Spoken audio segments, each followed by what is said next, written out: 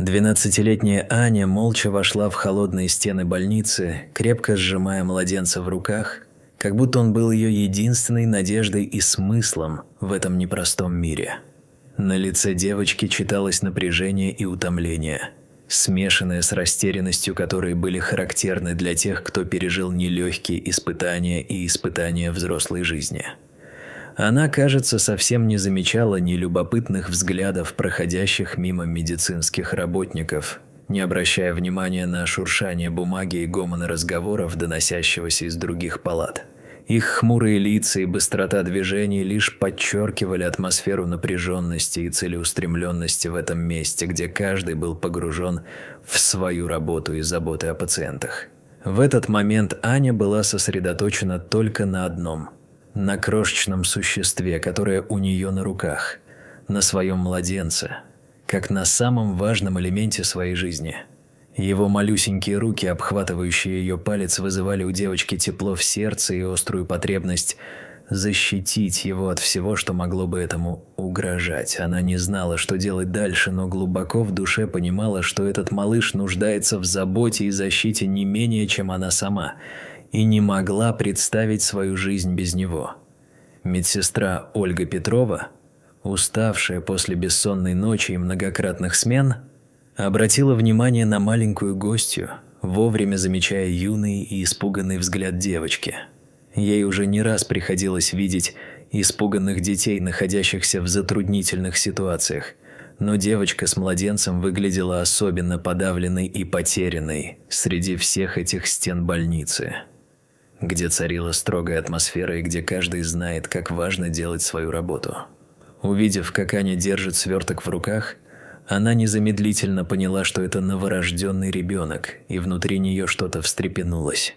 Инстинкт материнства и желание помочь девушке, которая явно нуждалась в поддержке. В этот момент безразличие сменилось на решимость, и желание помочь этой девочке переполнило Ольгу, как поток теплого света. Она подошла ближе и, узнав от Тани, что та прошла в больницу по указанию незнакомки на улице, решила не терять времени и максимально помочь девочке.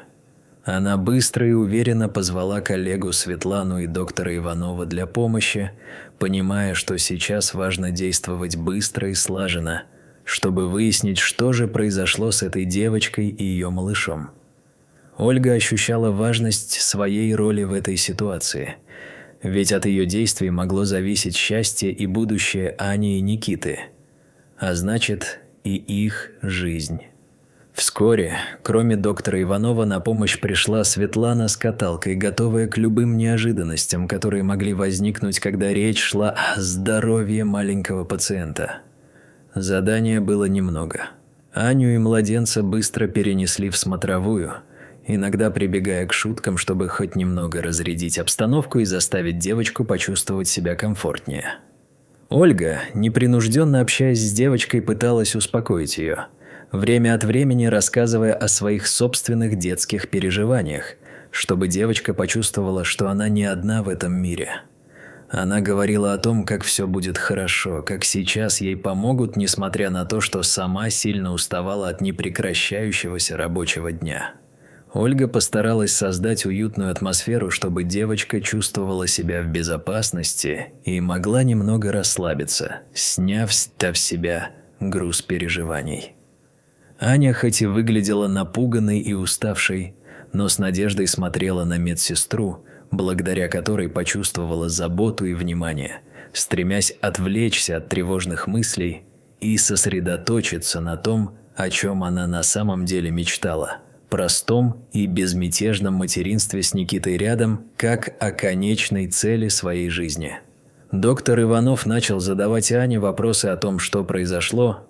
Его профессиональный интерес и сострадание были наглядны в каждом его слове и даже в самых неожиданных моментах. Стремление выяснить все детали происходящего подчеркнуло его намерение помочь как можно лучше, но на лицо Ани легла тень страха и недоумения, как будто она была в замешательстве из-за того, что нельзя четко выразить все свои переживания. Полные беспокойства и тревоги глаза девочки окончательно заполнили атмосферу смотровой чем-то тяжелым и давящим, где хранились ее секреты и ужасы, способные не только разрушить ее жизнь, но и вновь отдалить от Никиты. Девочка, с трудом собирая свои мысли, наконец начала отвлекаться от ненужных переживаний и рассказала, что ее жизнь была полна страха и тревоги, а женщина на улице лишь подтолкнула ее сделать то, о чем она долго думала. Это откровение заставило Ольгу и доктора обменяться тревожными взглядами, понимая, что ситуация серьезнее, чем они могли предположить, задаваясь вопросом, что же могло случиться с этой хрупкой девочкой в столь юном возрасте, и кто на самом деле был виновником ее страданий.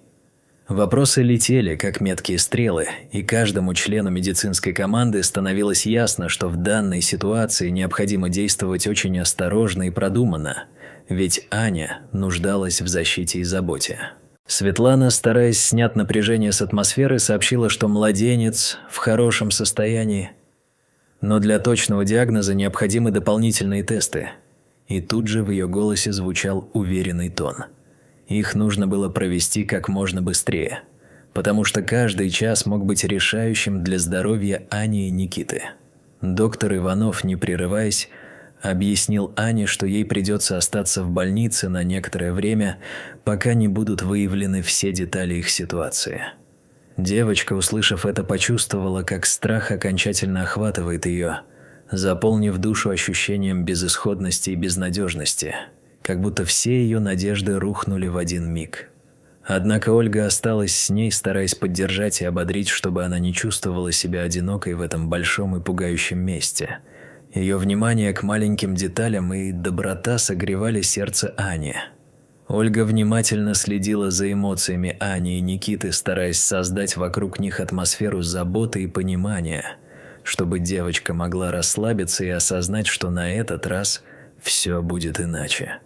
Она шептала ей добрые слова, стараясь вселить веру в лучшее и избавиться от чувства вины, понимала, что в такой ситуации чутье и интуиция могут сыграть решающую роль. Именно поэтому находилась наготове и заботилась о девочке. Когда Аня и Никита, как она назвала младенца, были помещены в светлую палату, их ожидали различные врачи поговорить о том, что дальше. Каждый из них был полон надежных решений и готов действовать. И вскоре пробудились надежды на лучшее. Социальный работник Елена попыталась аккуратно поговорить с Аней, задавая вопросы о ее семье и жизни, что состояло в ее прошлом, чтобы больше узнать о том, как появилась такая удивительная история. Однако девочка была скромна и не хотела, чтобы ее родители знали о случившемся, боясь их гнева или еще хуже – разочарования. Аня ощущала страх, возникающий при одной мысли о том, что кто-то может узнать о ее секрете, о той боли, что преследовало ее на протяжении всей ее жизни. Находясь в таком уязвимом положении, она чувствовала, что должна защитить себя и своего малыша, но в то же время понимала, что без помощи ей не справиться, что перемены требуют смелости. Елена записывала важные моменты, стараясь проанализировать поведение девочки, как будто это был один из многих случаев в ее практике. Но Аня знала, что для нее это не просто случай, а настоящая борьба за жизнь и за своего малыша, которую она не могла проиграть. Аня призналась социальному работнику, что испугалась, но, несмотря на это, не могла удержаться от нежности к Никите, который мирно спал в ее объятиях, как будто чувствовал всю ту заботу, которую его мать старалась ему передать. Ольга, видя переживания девочки и понимая, как важно поддержать ее сейчас, принесла ей еду, надеясь отвлечь Аню от тяжелых мыслей и фактов, которые лишь усугубляли ее состояние, как аптекарь в детском магазине. Елена все же смогла задать Ане несколько вопросов, внимательно выслушивая ответы, подбадривая девочку своим присутствием и пониманием. Девочка, несмотря на страх боли и предстоящих процедур, согласилась на анализы, ведь понимала, что это необходимо как для ее здоровья, так и для здоровья ее малыша. Ее ответственность как матери теперь была выше всего. Даже в моменты отчаяния, когда Аня теряла веру, доброта и забота персонала давали ей силу продолжать бороться за их безопасность и надежду на будущее, которого ей так не хватало, и она всей душой стремилась к этому. Прошел день, и на следующее утро Ольга, заботливо меняя подгузник младенцу, обратила внимание на то, как Аня пробуждалась, впервые за долгое время слегка расслабленная и спокойно наблюдающая за тем, как ее малыш просыпается. Пациенты и персонал больше не казались ей чужими и злыми. Страх уходил в бесконечность, хотя на его место приходила тревога о том, какой будет дальше ее жизнь и как она должна действовать. Вскоре к ним пришли разные врачи, подготовленные обсудить дальнейшие действия и возможности, которые могли у них быть. Аня была полна вопросов о своем будущем и будущем Никиты. Очень сильно волновалась о том, когда же она сможет вернуться домой, в место, где она чувствовала себя в безопасности. Но ответы, которые она получала от докторов и социальных работников, лишь увеличивали ее тревогу. Ей не позволят покинуть больницу, пока не будет полной ясности в ее истории и жизни. Казалось, что ее мечты с каждым днем все дальше и дальше ускользают от нее. В ходе беседы с доктором Кузнецовой Аня почувствовала, как важно говорить о своих страхах, даже если в сердце все еще оставалось очень тяжело и непросто. Она рассказала о том, как она не знала, как появился Никита, и этот вопрос оставался позади, как темное пятно, затмившее ее детство, которое было полным невинности и надежды когда-то. Доктор Кузнецова, понимая, с кем имеет дело, старалась тщательно объяснить девочке, что оказавшиеся в ее жизни трудности не были результатом ее собственных действий, и что она заслуживает заботы и любви, а не страха и боли. Аня почувствовала поддержку, услышав, что не она виновата в произошедшем и что каждый имеет право на лучшую жизнь, даже если этот путь полон испытаний и страданий. И каждый новый день – это еще один шаг к выздоровлению и надежде. Каждое открытие ранило, но и давало надежду на то, что когда-то счастье вновь может вернуться в ее жизнь. И это позволяло ей немного расслабиться и начать верить в людей вокруг – тех, кто искренне желал ей добра. К счастью, Аня и Никита получили четкое обещание о защите от здравоохранительной системы, и вскоре ей предложили временное проживание у Марии Павловой, которая была длинноволосой и доброй женщиной, от которой исходило тепло и нежность. У этой женщины был опыт общения с детьми, и именно поэтому ее отношение было мягким и заботливым, как будто она знала, как важно девочке вновь ощутить себя в безопасности. С ней Аня согласилась очень быстро, но только при условии, что Никита останется с ней, ведь она не могла себе представить, что малыш будет вдали от нее и все-таки чувствовать себя мамой без призмы заботы о ребенке. Переезд стал для девочки символом надежды, началом новой жизни, в которой она могла бы попробовать преодолеть страх, наклонившийся над ее культурой. Потому что все это время она искала именно такую возможность. А сейчас, когда она была у двери новой жизни, была готова открыть ее настежь. Она искренне боялась, что потеряет все, что ей дорого, но в то же время была готова довериться новым людям ради будущего своего ребенка, чтобы их не разлучали ни долгая разлука, ни неприятные обстоятельства. Аня и Никита переехали в новый дом, наполненный светом и теплом, окруженные заботой и поддержкой, от которых они долго отвыкали, словно это было прекрасной мечтой, которую даже не мечтала увидеть когда-либо. В этом новом пространстве Аня чувствовала, как на ее плечах начинает спадать груз переживаний и то, что преследовало ее так долго, а сердце наполняется благодарностью за все то, что у них сейчас есть. И что они проходят это путешествие вместе.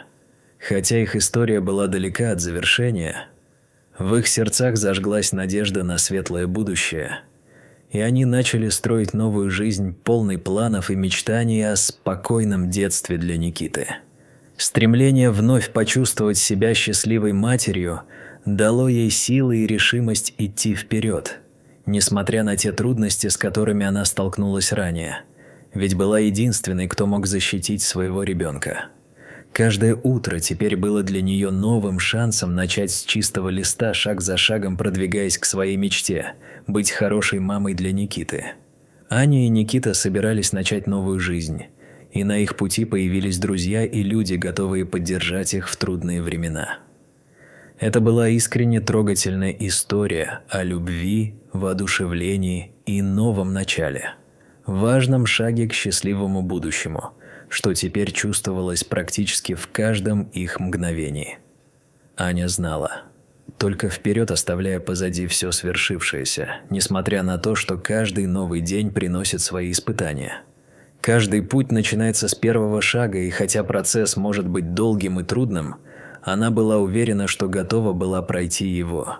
Несмотря на мгновения, полные страха, ведь с ней был Никита, которого она любила изо всех сил и ставила в приоритет его счастье, а значит и свою собственную. Подписывайтесь на наш канал и делитесь этой историей. Спасибо за вашу поддержку.